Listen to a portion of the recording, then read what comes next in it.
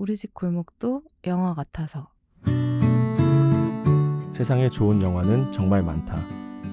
하지만 정말 좋은 영화는 내가 좋아하는 영화다. 안녕하세요. 저는 오달입니다. 네, 우리 집 골목도 영화 같아서 시즌2 두 번째 에피소드입니다. 지금 다양한 시도를 하고 있는 중이거든요. 시즌2를 시작하면서. 그래서 틀을 지금 잡아가고 있는 중이니까 콘텐츠가 섞여서 정신이 없더라도 즐겁게 청취를 해주시면 감사하겠습니다. 그런 측면에서 지금 소중한 게스트분이 감사하게도 무더위를 뚫고 나와주셨습니다. 오늘의 초특급 게스트, 네, 자기소개 부탁드립니다. 안녕하세요. 저는 여백이라고 합니다. 여백님. 네. 또 새로운 닉네임이네. 지금까지 굉장히 많은 닉네임을 들어왔는데 페르소나가 너무 많아가지고. 어떤 측면에서 오늘 여백이라는 이름을 만드셨나요? 저는 좀 빈 공간, 여백, 그리고 바람이 좀 지나갈 통로 이런 것들을 좋아하더라고요. 네, 그래서 그런 여백 같은 존재가 되고 싶다. 그래서 짓게 된 닉네임이고, 나중에 제가 개인적으로 사업을 하게 된다면 이 이름으로 대표 여백 이런 식으로 쓸 예정입니다. 정말 여백이란 이름으로 지금 좀 활동을 좀 하고 계신가요? 여기가 처음이에요. 여기가 처음이에요? 이제 여백 비긴즈네요. 맞아요. 알겠습니다. 그래서 여백님과 오늘 시간을 들여가지고 여백님이 좋아하는 영화, 어떤 영화가 있는지 한번 알아보는 시간을 가지려고 하는데요. 추천 영화 한 2개를 좀 더 먼저 한번 들어보고 네. 본격적인 이야기를 해보려고 합니다. 네.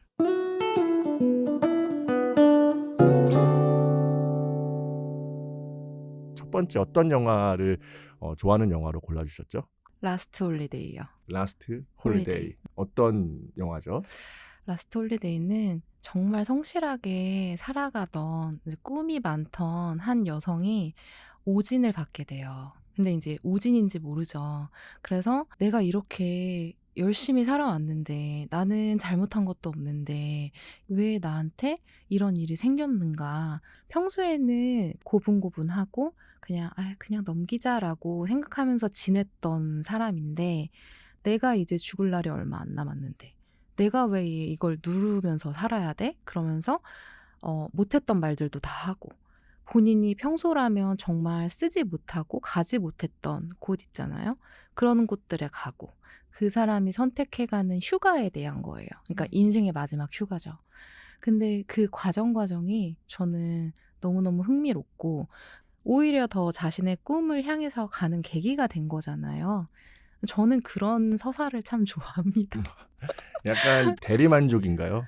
좀 사람들이 하라는 대로 이렇게 흘러가야만 했던 순간들이 본인한테 좀 있을 텐데 나도 저렇게 살고 싶다라는 어떤 용기라든지 희망이라든지 그런 거를 이 영화를 통해서 얻게 되는 건가 싶네요.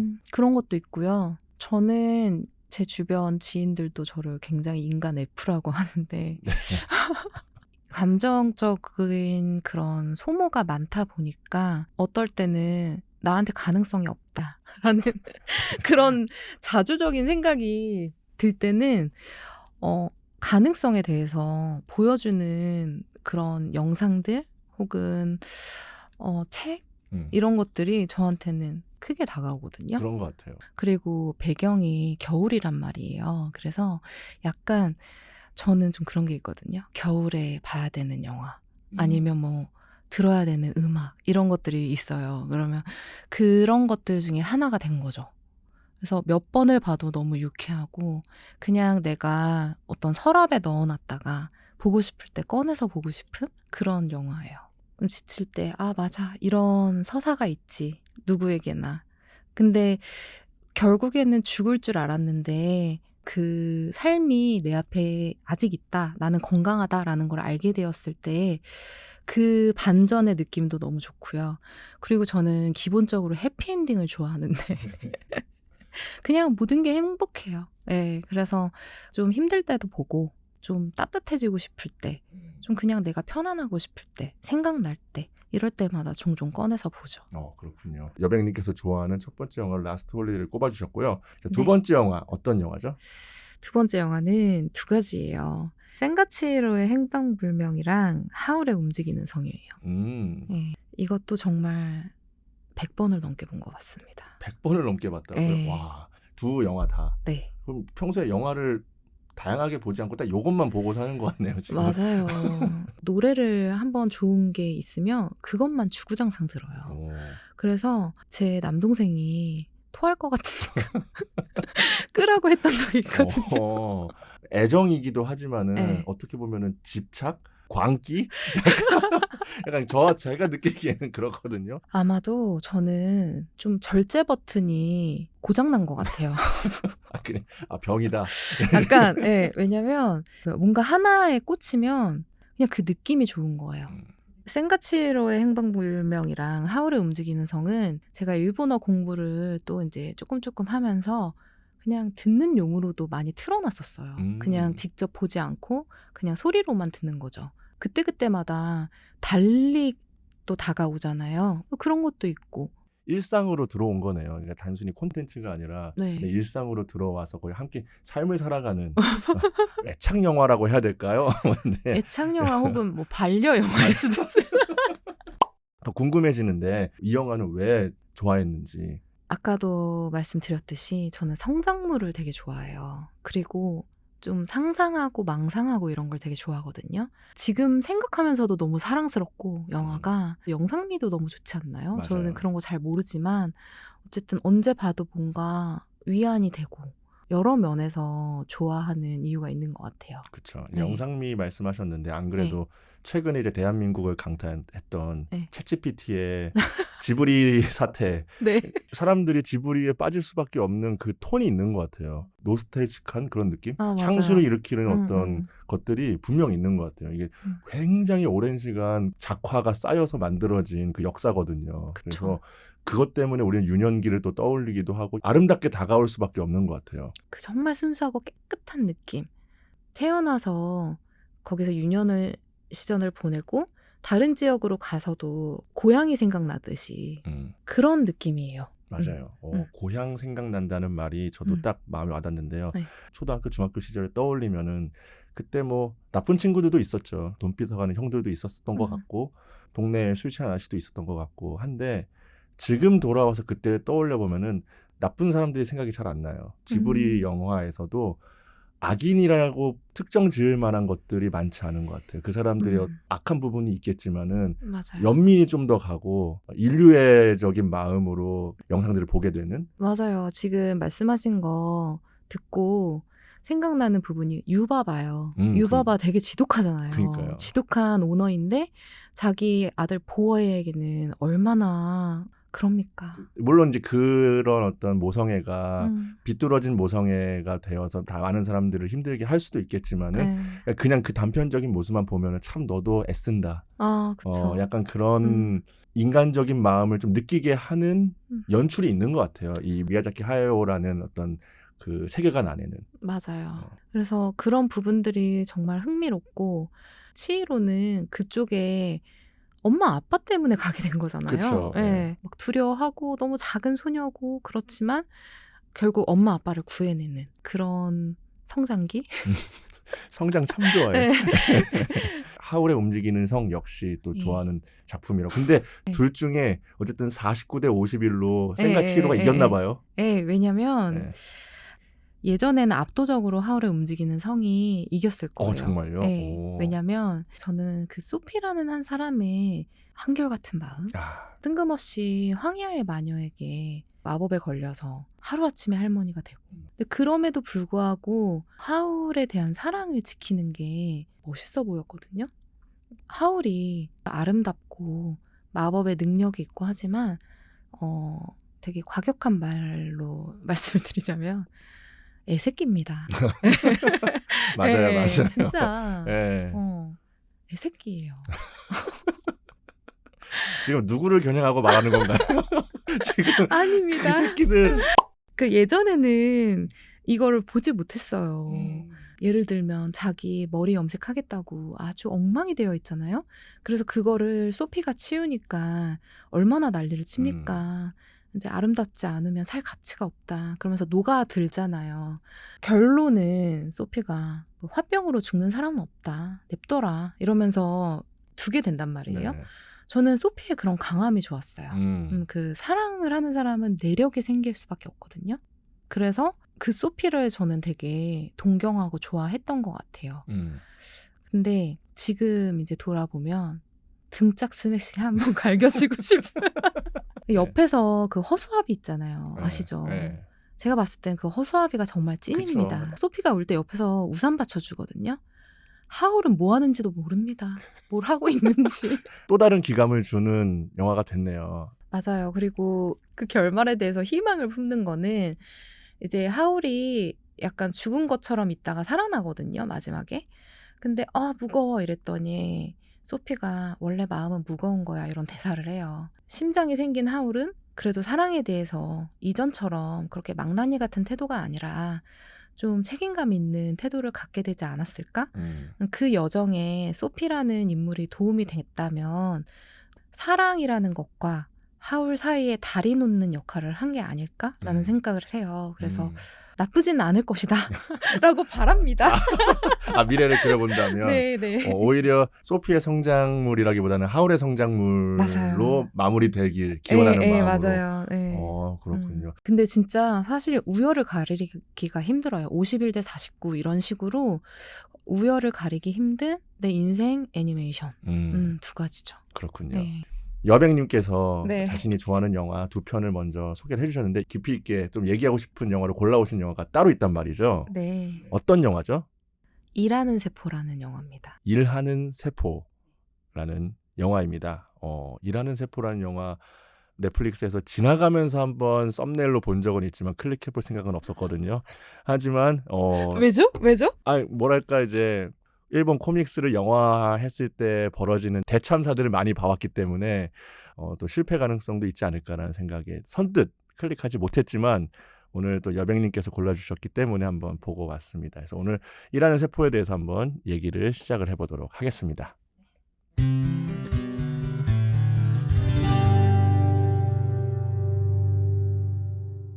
일하는 세포 영화는 한 명은 아빠, 한 명은 니코라는 딸이거든요. 그 두 명의 몸속 안에 세포들의 이야기에 대한 겁니다. 그렇죠. 그래서 현실에 등장하는 인간 주인공으로 니코와 아빠가 나오고요. 네. 이 부녀 몸속에서 살아가고 있는 다양한 세포들이 있죠. 네. 이 세포들이 진짜 주인공. 맞아요. 이라고 보면 되겠습니다. 만화가 있죠. 그래서 맞아요. 시미즈 아카네라는 작가가 이제 연재를 했고요. 94년생이더라고요. 94년생이신가요? 네. 그래서 첫 작품이에요. 이분의. 천재세요, 정말. 6권 단행본으로 끝났는데 그 후로 엄청 많은 스피노프들이 나왔어요. 알고 계시죠? 네. 그 아카네 작가님은 네. 그냥 평생 세포에 대한 이야기를 쓰시고 가셔도 될 것 같아요. 그러니까요. 사력을 다해서 우리 몸속을 헤집고 다니시는데 그 중에서도 가장 처음 작품이었던 일하는 세포. 네. 이게 애니메이션화가 됐고 영화까지 된 작품이라고 보면 되겠습니다. 그래서 일하는 세포를 가지고 저희가 영화 얘기를 시작해 보도록 하겠습니다. 네. 일하는 세포입니다. 산소를 옮기는 적혈구, 그리고 세균과 싸우는 백혈구, 그 외에도 무수한 세포들이 호시탐탐 인간의 몸에 침입하려는 각종 세균, 그리고 갖가지 위험 요소들로부터 우리의 생명을 지키기 위해서 전력으로 싸우고 있는 내용입니다. 그중 어리버리 새내기 적혈구 AE3803이라는 친구가 있습니다. 여성 캐릭터고요. 그리고 냉철한 백혈구 U1146 남성 캐릭터인데요. 이 둘이 극을 이끌어가면서 겪는 오장육부 생존기가 되겠습니다. 이들이 모여 사는 세계의 주인이라고 할 수 있는 현실 세계 인물들이 등장하죠. 여고생 니코와 그리고 함께 사는 아빠 시게루.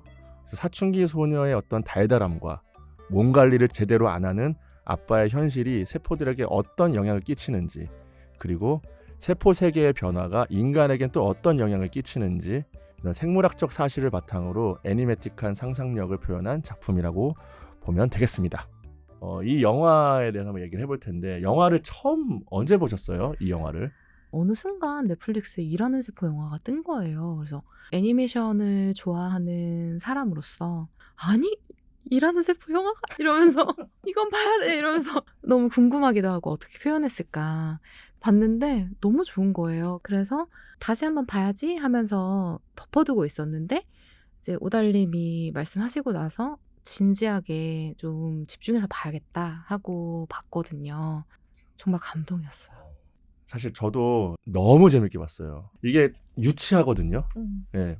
유치한데도 불구하고 너무 교육적이고 그 교육이 나의 몸을 잘 관리해야겠다 이런 수준이 아니라 어떤 하나의 세계, 하나의 사회 안에서 살아간다는 건 어떤 걸까라는 것까지도 생각을 하게 하는 맞아요.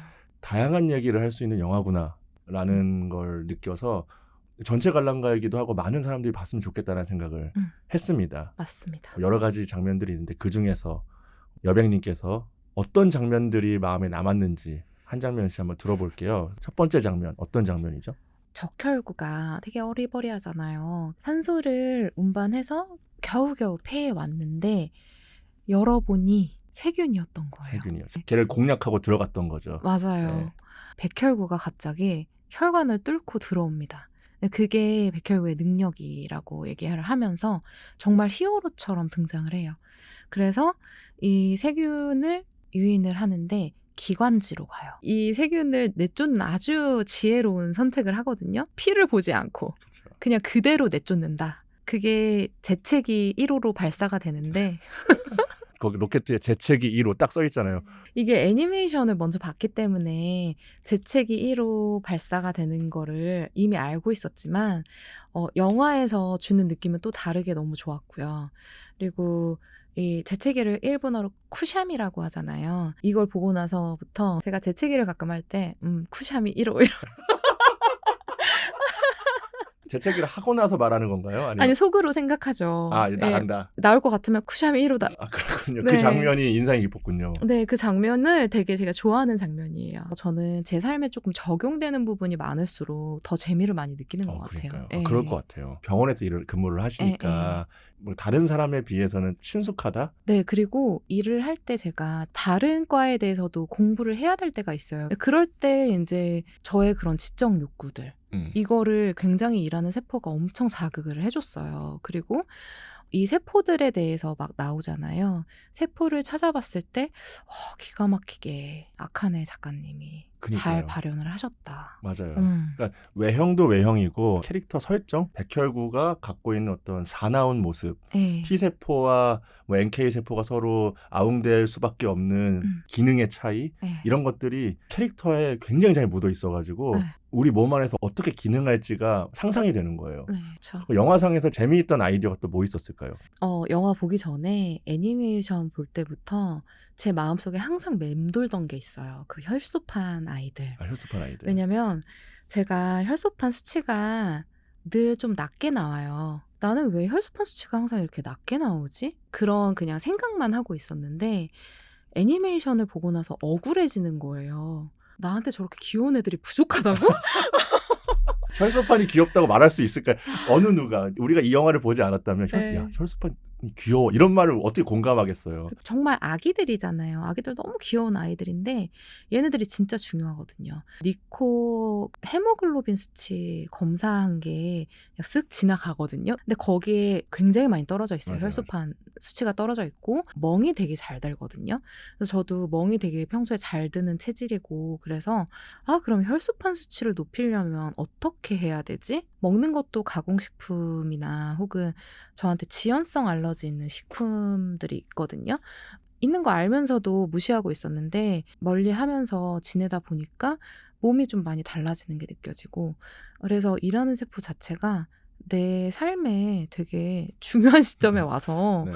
많은 일들을 하고 있다. 그러니까요. 몸에서 벌어지는 일들을 굉장히 만화적으로 해석했지만 알고 보면 정말 생물학적에 근거해서 네. 표현한 것들이 많단 말이죠. 그것의 전신인 원작에서부터 그게 잘 표현이 됐었던 것 같다라고 보면 되겠네요. 네. 알겠습니다. 여백님께서 생각하는 마음에 남았던 장면, 두 번째 장면 또 어떤 게 있을까요? 저는 호르몬. 니코가 짝사랑하는 선배가 있잖아요. 네. 그 선배랑 데이트 약속이 잡혔을 때 아주 난리가 나거든요. 그쵸. T세포도 두 가지 종류가 있어요. 킬러 T세포랑 헬퍼 T세포가 있는데 헬퍼 T세포는 거기 영화에서도 표현이 되지만 안경 쓰고 되게 막 이성적이고 냉철한 그런 캐릭터거든요.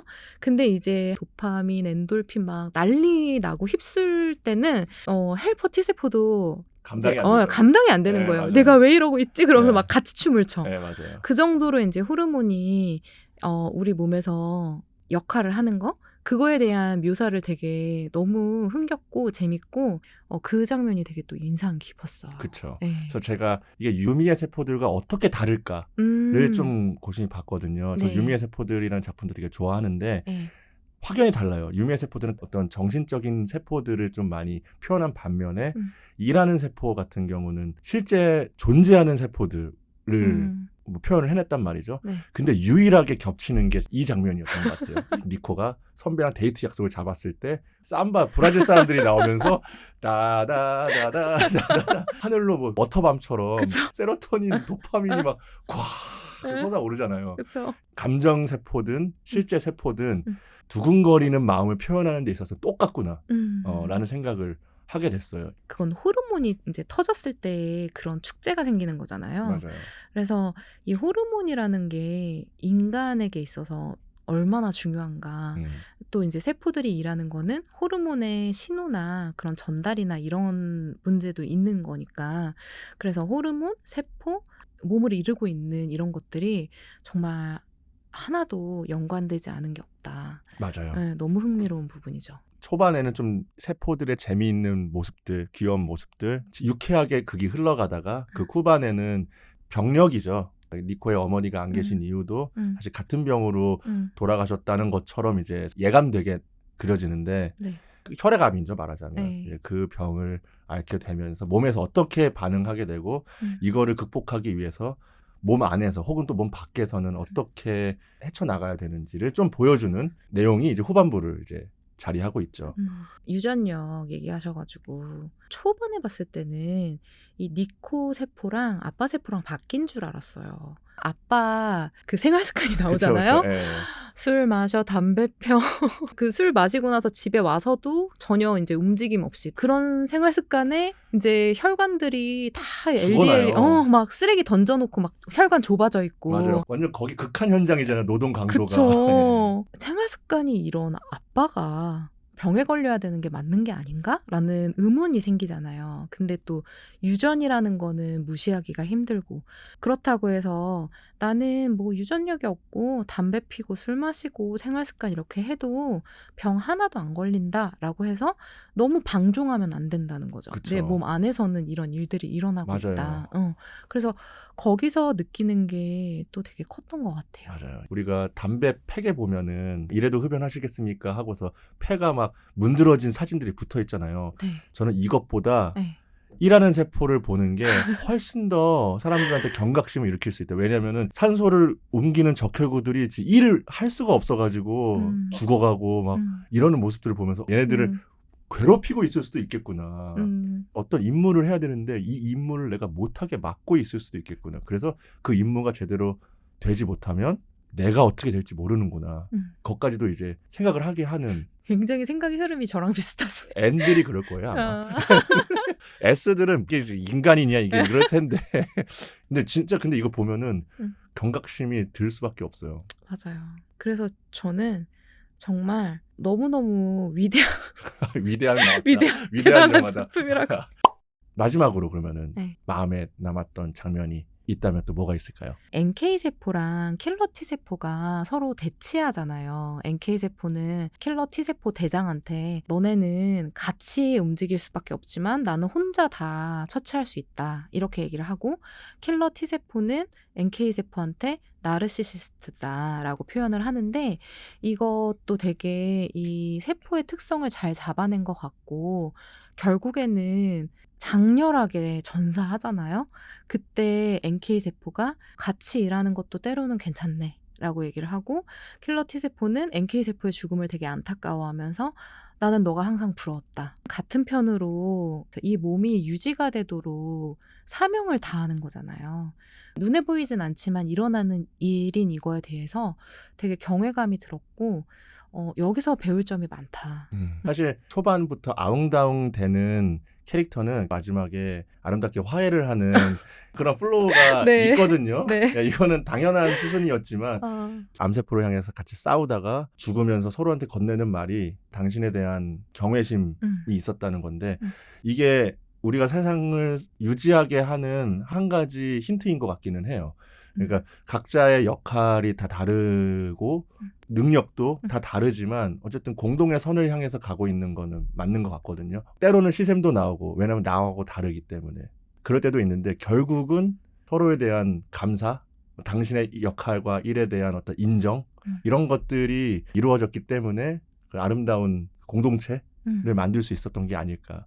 결국 적혈구 혼자 할 수 있는 거 없고 결국 백혈구 혼자 할 수 있는 것도 없고. 맞아요. 세상을 표현할 때 몸에 빗대어서 표현을 많이 하잖아요. 공동 유기체라고 한다든지 우리 몸을 빗대어서 많이 표현하는데 이 세포 하나하나가 움직여지는 모습들이 그것을 묘사해냈다. 이 영화를 보면서 좀 그랬던 것 같아요. 맞아요. 진짜 공감하고 요새는 어떤 생각이 드냐면 이제 출근길, 퇴근길에 모르는 사람들이란 말이에요. 근데 이 사람들 정말 존경스럽다. 이렇게 매일매일 성실하게 일을 하고 있구나. 이 삶을 살아내는 거 자체가 너무 대단하다라는 그런 경외가 생겨요. 각자의 위치에서 각자의 몫을 하는 게 가장 큰 선이다라는 생각이 들더라고요. 요새 특히나 더. 제가 조금 더 집중했던 거는 적혈구였던 것 같아요. 우리 모두 거의 적혈구가 아닐까라는 생각을 하거든요. 적혈구는 영화상에서도 힘을 잘 쓰거나 어떤 지령을 내린다거나 싸움을 해준다거나 이런 캐릭터가 아니에요. 단순하게 소박하게 산소를 날라주기만 할 뿐이에요. 심플한 일이란 말이죠. 근데 이게 일어나지 않으면 몸은 기능을 멈춰요. 적혈구 주인공은 초반에 자기가 어리버리하면서 잘 싸우는 우리 백혈구 오빠, 뭐 NK 언니 보면서 너무 부러워. 나 혼자 아무것도 아닌 것 같아. 하지만 걔네들이 그래요. 너가 산소를 전달해주지 않으면 우리는 일을 할 수 없어. 그러니까 너는 너의 일을 해라. 나는 나의 일을 하겠다. 라는 얘기가 되게 많이 나오거든요. 각자의 임무, 각자의 미션에 맞아요. 대해서 되게 많이 나오는데 근데 그 미션이 우열이 없어요. 상호 관계성을 굉장히 강조해 주는 것 같고 이게 면역 체계를 유지하는 항상성을 유지하는 맞아요. 가장 기본이 되는 거고 그런 항상성이 유지돼야 이 세계도 유지가 된다. 맞아요. 사람은 어떻게 살아야 될까라는 질문을 했을 때 이제 세포들은 끝까지 자신의 책임을 다하지만 우리는 선택할 수 있거든요. 자유의지라는 게 있기 때문에 이 거대한 화학 공장 같은 이 몸을 내가 오늘 당장 돌리는 거를 멈춰버릴 수도 있어요. 근데 그렇지 않고 내 이 한 몸을 돌리기 위해서 오늘도 내일도 계속 애써주는 심장이 우리가 잘 때 계속 뛰잖아요. 멈춰있지 않잖아요. 야식을 먹고 잤다면 위도 계속 일을 할 거란 말이에요. 나는 자지만 이런 것들 자체가 얼마나 고맙고 나는 혼자가 아니고 그렇기 때문에 이 삶을 나도 잘 살아내야겠다라고 생각할 수 있는 영화가 아닐까. 적어도 나한테는 37쪽의 친구가 있는 거예요. 나만을 바라보며 오직 그쵸. 나만을 바라보며 있는 친구가 있는 건데 제가 이 영화를 보면서 정말 감동이었던 부분은 의사 선생님이 니코에게 했던 말이거든요. 살려주셔서 감사합니다라고 했을 때 의사 선생님이 했던 말이 죽어라고 살리려고 했던 너의 세포들 때문에 너가 살아있는 거다. 세포들한테 감사해라. 너의 몸에 감사해라. 예. 그래서 아리가또 이러잖아요. 맞아. 스스로한테 아리가또라고 하는데 근데 그게 정말 맞는 말인 것 같아요. 누가 나를 위해서 헌신을 하냐고요. 삶에서. 유일하게 내 몸 안에 있는 장기들과 세포들이 내 몸 하나 살리겠다고 내가 뭐라고 자기네들이 피 터져 싸워가면서 이겨내준단 말이에요. 근데 그런 모습을 보면은 참 감사하고 고맙고 그리고 이 세계의 일원으로 본다면 나도 혹시 누군가한테 그럴 수 있는 사람이길 바라는 마음 그런 역할을 할 수 있지 않을까라는 생각을 하게 하는 영화였던 것 같습니다. 맞아요. 네. 재미있는 장면들, 마음속에 남는 장면들이 있으셨는데 마지막 질문이 있어요. 그렇다면 이 영화를 어떤 분한테 좀 소개를 시켜주고 싶으세요? 저는 좀 자기 혐오나 혹은 패배감 앞에서 무력해진 분들한테 좀 보셨으면 좋겠다고 권해주고 싶어요. 그분들이 스스로에게 느끼는 것만큼 몸은 절망적이지 않거든요. 언제든지 내가 자든지 깨어있든지 내가 그런 절망감을 느끼는 순간마저도 이 한 몸을 유지하기 위해서 부단히 애쓰고 있는 이 세포들에 대한 이야기를 보셨으면 좋겠어요. 분명히 힘이 될 거라고 생각합니다. 정말 열심히 살아요, 얘네들. 아, 진짜. 그쵸. 진짜 정말 그런 분들, 우울감이 있거나 혹은 고독한 네. 그런 분들에게 위로가 될 수 있는 영화가 음. 될 수 있을 거라고 추천을 해주셨군요. 네. 알겠습니다. 어떠셨어요? 소감 한 말씀 들어봐도 될까요? 친구의 일터? 네. 네. 일터에 놀러온 느낌? 그래도 편안하게 뭔가 견학 온 느낌? 플러스 아, 이래서 내가 얘랑 이렇게 오랫동안 친구구나 네, 똑같구나. 네. 생각하는 거 똑같구나. 네. 하는 생각 음. 너무 재밌었고 앞으로도 기회가 되면 또 이런 시간이 있었으면 좋겠습니다. 아니 뭐 제 일터는 아니고요. 저는 일이 따로 있고 네. 이거는 저 노는 겁니다. 저도 네. 저도 이게 전문 팟캐스터가 아니기 때문에 지금도 열심히 하고 있는, 오늘도 많이 뭐 부족한 부분도 있었지만 그래도 말씀 또 전문 지식도 나오고 해가지고 저로서는 좀 편안하게 네. 좀 따라갔던 것 같고요. 어쨌든 좋은 영화 클릭을 하고 싶었지만 선뜻 손이 가지 않았던 영화였지만 소개해 주셔서 정말 감사드린다는 말씀 드리고요. 오늘 이 자리에 나오셔서 정말 감사드립니다. 저도 감사합니다. 네. 그래서 이렇듯 누가 볼 땐 유치한 영화일 수도 있지만 혹은 누가 볼 때 진지하고 너무 딥한 영화일 수 있지만 그 안에도 각자 인생이 묻어 있고 그걸 들여다보면은 소중한 포인트들 다 있는 것 같아요. 그래서 여러분들도 여러분들만의 인생 영화가 다들 있을 텐데 그 영화 이야기를 이 공간에서 같이 얘기할 수 있는 시간이 또 있기를 기대해 보겠습니다. 자, 그러면 오늘 콘텐츠 마무리하겠습니다. 우리 집 골목도 영화 같아서. 고생하셨습니다. 고생했다. 진짜 새로운 경험이야. 재밌었네 진짜로. 덕분에 했어, 덕분에. 새로운 세계였다.